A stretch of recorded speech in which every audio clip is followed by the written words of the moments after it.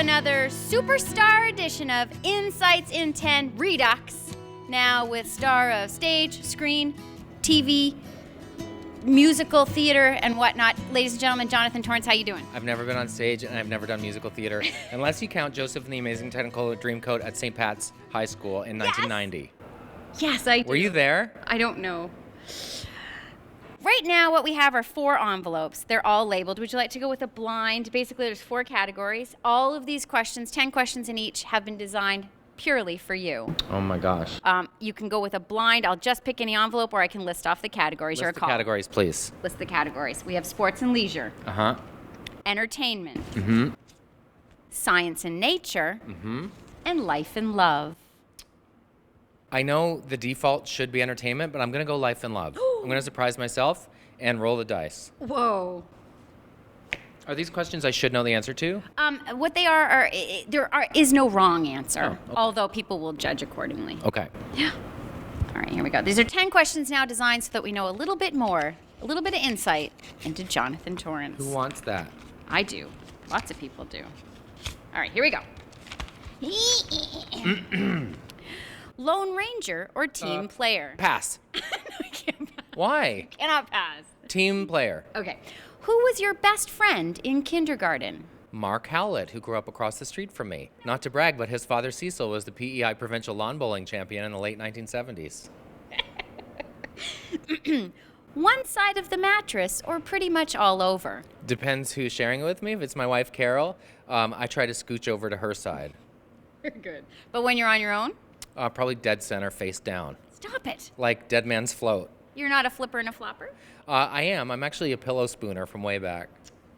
So cute. Okay. Who's been the most influential person in your life? My wife, Carol, without a doubt. I had never met someone before that my initial reaction when I met her was, there you are. I have so much stuff to tell you. And on a daily basis, she inspires me, and it's never been work for even a nanosecond. It's just pure joy. Oh my gosh, you should do like a special and teach classes and whatnot. I don't know that. That's good. That's good stuff. Okay. Have you ever been set up on a blind date? No. Never ever in your whole entire life? Never in my whole life, no. How do you relax? I play my guitar. We live in the country, so my 4-year-old daughter wanted to plant a vegetable garden this year, so we do a bit of gardening. I like to mow. We have a big little acreage. Do you have a ride on? Or? I do. Wow. Yeah. Oh, mower-wise, yes. We have a John Deere 52-inch deck. It's not that kind of show. If you could change your first name to any other name, what would that be? It's a great question. I always used to say Winston when I was a kid.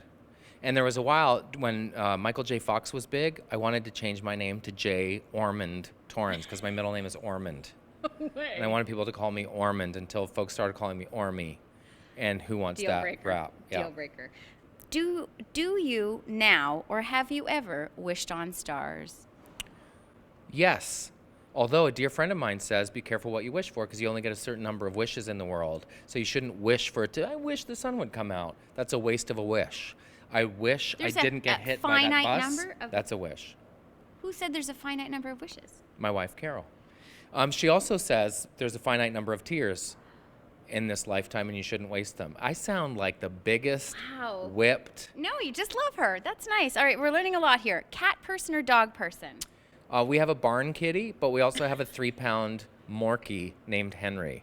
What's a Morkie? His dad is a Maltese and his mom's a Yorkie. And we bought him because we wanted something that could fit in a Sobeys bag for when you travel.